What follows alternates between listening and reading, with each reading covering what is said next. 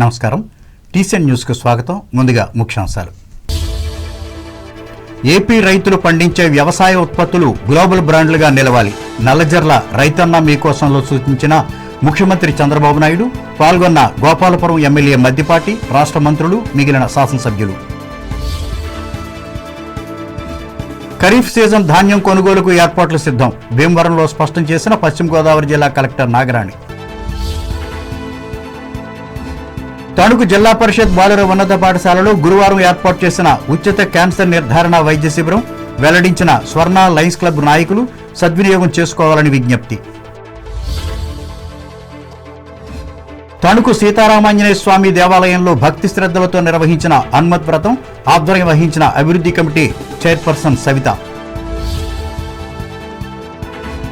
Plastic వినియోగాన్ని తగ్గించి మట్టి పాత్రలను ప్రోత్సహించాలి. ప్రజలకు సూచించిన అంబేద్కర్ కోనసీమ జిల్లా జాయింట్ కలెక్టర్ నిశాంతి. వరుస తుఫానులతో అతలాకుతలమవుతున్న అంబేద్కర్ కోనసీమ జిల్లా వ్యవసాయం ప్రత్యేకంగా ఆదుకోవాలని ప్రభుత్వానికి విజ్ఞప్తి చేస్తున్న అన్నదాతలు. ఓబలంక గ్రామంలో ఘనంగా నిర్వహించిన అంతర్జాతీయ దివ్యాంగుల దినోత్సవం. ద్వారకా తిరుమల చినవెంకన్న 29 రోజుల హుండీల ఆదాయం 3,12,00,000 వెల్లడించిన ఆలయ కార్యనిర్వహణాధికారి ఎన్విఎస్ఎన్ మూర్తి. మన రైతులు పండించే వ్యవసాయ ఉత్పత్తులు గ్లోబల్ బ్రాండ్ కావాలని ఆంధ్రప్రదేశ్ రాష్ట్ర ముఖ్యమంత్రి నారా చంద్రబాబు నాయుడు అన్నారు. తూర్పుగోదావరి జిల్లా నల్లజర్ల రైతు సేవా కేంద్రంలో బుధవారం జరిగిన రైతన్న మీకోసం సభలో ఆయన ముఖ్య అతిథిగా పాల్గొని మాట్లాడారు. పచ్చని పంట పొలాల్లో ఎర్రటి మట్టిపై చెట్టు క్రింద నూలక మంచంపై రైతులతో కలిసి సీఎం కూర్చున్నారు. ముందుగా జిల్లా కలెక్టర్ చేకూరి దీప్తి నవంబర్ 25 నుంచి 30 వరకు నిర్వహించిన కార్యక్రమాలను ముఖ్యమంత్రి దృష్టికి తీసుకువెళ్లారు. అనంతరం గ్రామ వ్యవసాయ సహాయకులు వి బాలకృష్ణ రైతు సేవా కేంద్రం పరిధిలో గల విస్తీర్ణం, సాగవుతున్న పంటల వివరాలను తెలియజేశారు. ఈ సందర్భంగా సీఎం చంద్రబాబు రైతులతో మాట్లాడిస్తూ మధ్యలో తాను మాట్లాడుతూ వ్యవసాయాన్ని లాభసాటిగా ఎలా మార్చుకోవాలనే దానిపై దిశానిర్దేశం చేశారు. ఆధునికమైన వ్యవసాయ విధానాలపై దృష్టి పెట్టాలని సూచించారు. అరకు కాఫీని గ్లోబల్ బ్రాండ్గా తయారు చేశామని, అదే రీతిలో మన రైతులు పండించే వ్యవసాయ ఉత్పత్తులు గ్లోబల్ బ్రాండ్ కావాలన్నారు. ప్రపంచ డిమాండ్కు అనుగుణంగా పంటల ఉత్పత్తికి ప్రభుత్వం, రైతులు కలిసి ముందుకు తీసుకువెళ్లవలసిన అవసరం ఉందని పేర్కొన్నారు. ఈ కార్యక్రమంలో పాల్గొనేందుకు ఇక్కడకు చేరుకున్న ముఖ్యమంత్రి నారా చంద్రబాబు నాయుడుకు జిల్లా ఉన్నతాధికారులు, ప్రజాప్రతినిధులు ఘనస్వాగతం పలికారు. ఈ సందర్భంగా ఏర్పాటు చేసిన వివిధ ఉత్పత్తుల ప్రదర్శనలను ఆయన ఆసక్తిగా తిలకించి వాటికి సంబంధించిన వివరాలను అడిగి తెలుసుకున్నారు.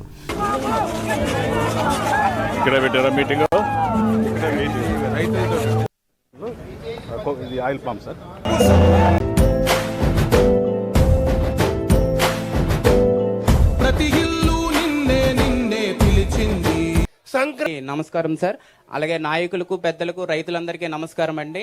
నా పేరు వర్యుల చేతుల మీదుగా వారి అందరి అదృష్టం మీరు కరతాళ ధనులతో తరువాత నల్లజర్ల మండల ఇన్పుట్స్ ని, రిసోర్స్ సెంటర్ ని వీరు ఎస్టాబ్లిష్. చాలా సంతోషం. నల్లజర్లకు వచ్చాను.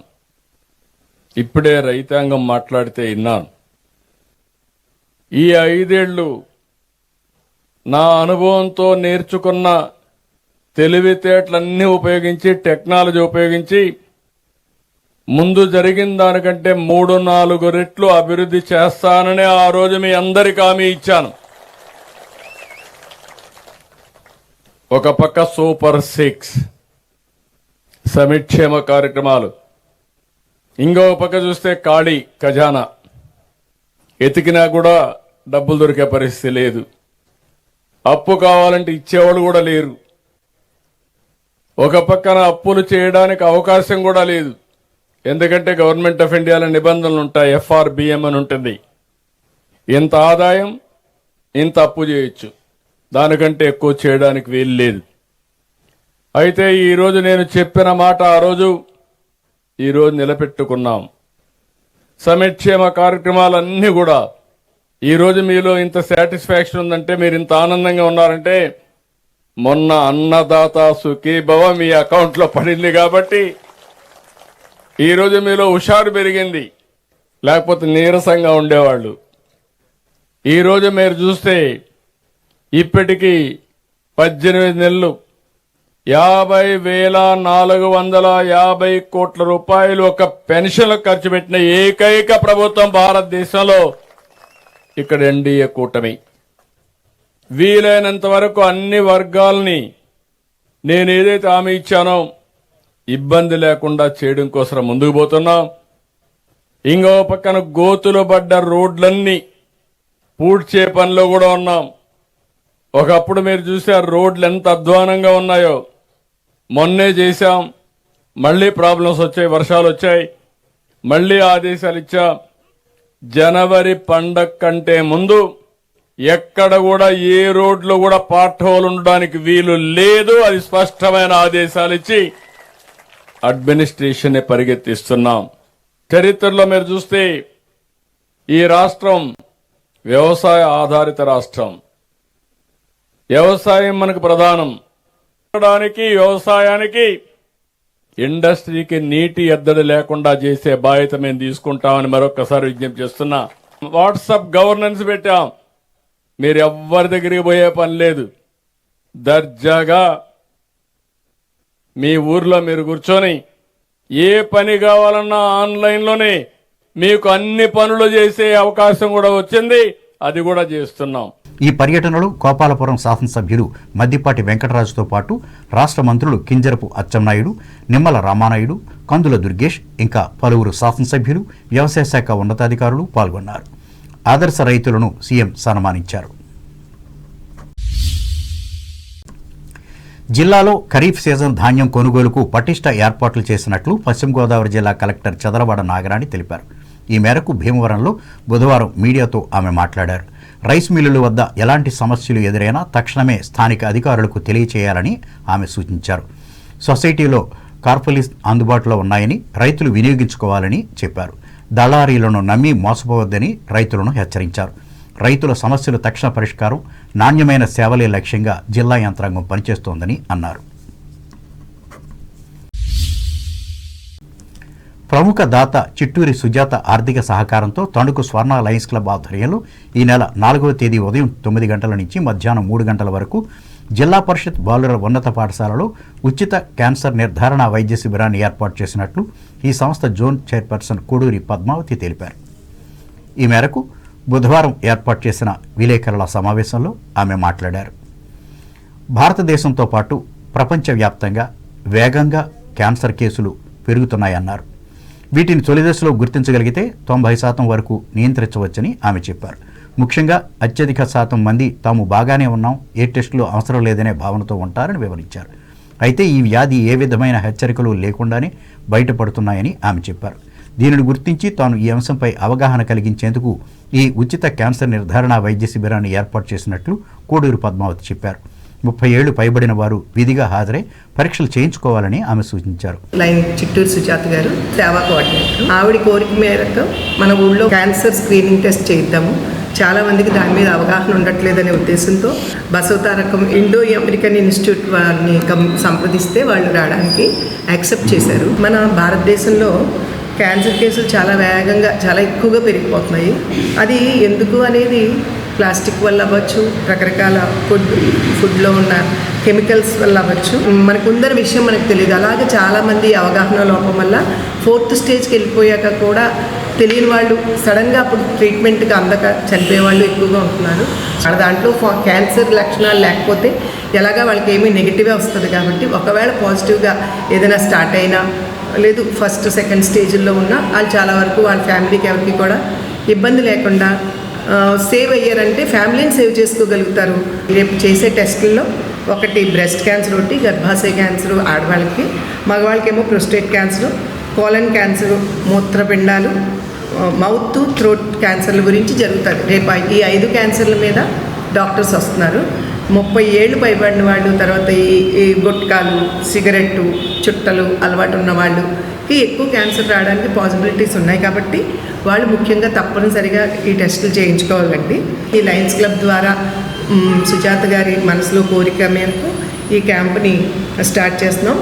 3 వరకు వాళ్ళు రిజిస్టర్ చేసుకుంటారండి. వాళ్ళ పేర్లు ఏమీ డబ్బులు ఏమక్కర్లేదు. రిజిస్ట్రేషన్ అంటే పేరు రాయించుకోవడం కోసం ఆ పేరు చెప్తున్నానంటే రిజిస్టర్ చేయించుకొని మీరందరూ ఈ అవకాశాన్ని సద్వినియోగం చేసుకోవాల్సింది. ఈ సమావేశంలో క్లబ్ అధ్యక్షులు బూరుగుపల్లి వెంకట్రావు, కోశాధికారి గోరస దుర్గా మహేష్లు పాల్గొన్నారు. తణుకు హనుమంతరావుపేటలో వేయించేసి ఉన్న సీతారామాంజనేయ స్వామి ఆలయంలో హనుమత్ వ్రతాన్ని బుధవారం అత్యంత భక్తి శ్రద్ధలతో నిర్వహించారు. ఇందులో భాగంగా స్వామివారికి అభిషేకం, మాన్యసూక్త హోమం, సింధూరం, నాగవల్లి దళ పత్రములతో సహస్రనామార్చన, సామూహిక హనుమత్ వ్రతాలు, శాంతి కళ్యాణం, పూర్ణాహుతి కార్యక్రమాలను శాస్త్రయుక్తంగా ఏర్పాటు చేసి భక్తిని చాటుకున్నారు. ఈ సందర్భంగా ఆలయ అభివృద్ధి కమిటీ అధ్యక్షురాలు నండూరి సవిత మాట్లాడుతూ, చారిత్రక ప్రాధాన్యత ఉన్న ఈ ఆలయంలో సంబంధిత ఆధ్యాత్మిక కార్యక్రమాలను నిర్వహించనున్నట్లు చెప్పారు. కాగా దేవాలయం అభివృద్ధికి దాతలు అందించిన సహకారాన్ని సవిత వివరించి ప్రశంసించారు.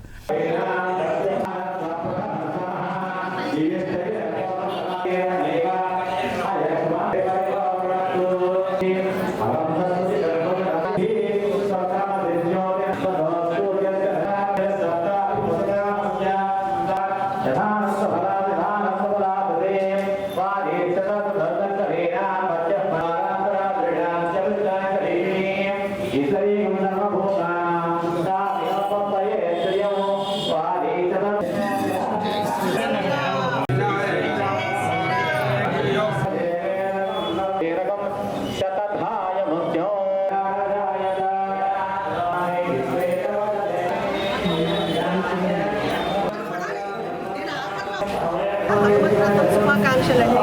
వ్రతాన్ని స్వయాన శ్రీ రామచంద్రమూర్తి కూడా ఆచరించారట. ఈ యొక్క వ్రతాన్ని ఎవరైతే ఆచరిస్తారో అన్ని విఘ్నాల నుంచి కూడా మనందరికీ కూడా విజయాన్ని సాధిస్తామని చెప్పుకుంటారు. అందుకని ప్రతి ఆంజనేయ స్వామి రామాంజనేయ స్వామి గుళ్ళల్లో ఈ యొక్క వ్రతాన్ని ఆచరించడం అనేది అనాది నుంచి జరుగుతుంది. ఇవాళ మాకు ఇక్కడ సీతారామాంజనేయ స్వామి దేవస్థానంలో మళ్ళీ సూక్తం సమేతంగా అభిషేకాలు, శ్రీరామచంద్రమూర్తికి కళ్యాణోత్సవం కూడా జరుగుతుంది. ఇదంతా కూడా ఇంచుమించు మధ్యాహ్నం దాకా జరుగుతుంది. అలాగే నేను అందరితో కూడా ఇవాళ ఒక పెద్ద విషయాన్ని చెప్పదలుచుకున్నాను.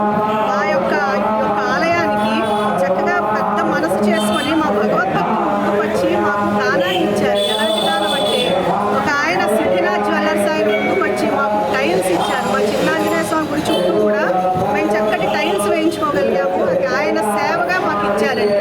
పెద్దాంజనేయ స్వామి దగ్గర కూడా సీతారామాంజనేయ స్వామి దేవస్థానంలో లోపల మాకు మహానైవేద్యం గంటని, తర్వాత ఒక పెద్ద స్టీల్ బల్ల, అటువంటి దాన్ని కూడా రావు గారు అలాగే పార్వతీ గారు ఇద్దరు కూడా వచ్చి మాకు ఈ యొక్క బల్లాను మహానైవేద్యం గంటని ఇచ్చారు.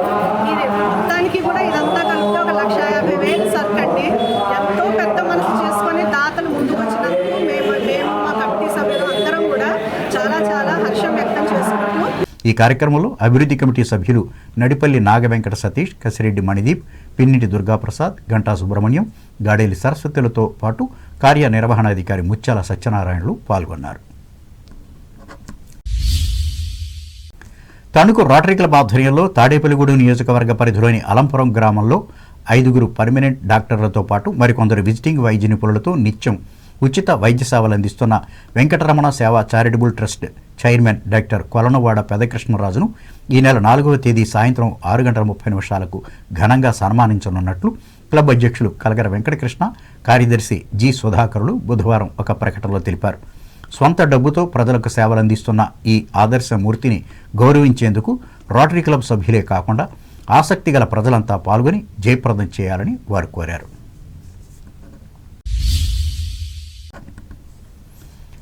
అంతర్జాతీయ దివ్యాంగుల దినోత్సవం సందర్భంగా పెంటపాడు భవితా కేంద్రంలోని పిల్లలకు మానవత స్వచ్ఛంద సంస్థ ఆధ్వర్యంలో బుధవారం స్టీలు కంచాలు పంపిణీ చేశారు. ఉమ్మడి పశ్చిమ గోదావరి జిల్లా పర్యావరణ పరిరక్షణ కమిటీ చైర్మన్ తాడేపల్లి మోహన్రావు సారథ్యంలో ఈ సేవా కార్యక్రమం జరిగింది. ఈ సందర్భంగా ఆయన మాట్లాడుతూ, మేనరిక వివాహాలు, వ్యాక్సిన్లు వేయించుకోకపోవడం, మానవ తప్పిదంతో జరిగే ప్రమాదాలు వంటివని వైకల్యానికి కారణాలున్నాయన్నారు. దివ్యాంగుల పట్ల సమాజం మానవతా దృక్పథంతో వ్యవహరించాలని కోరారు.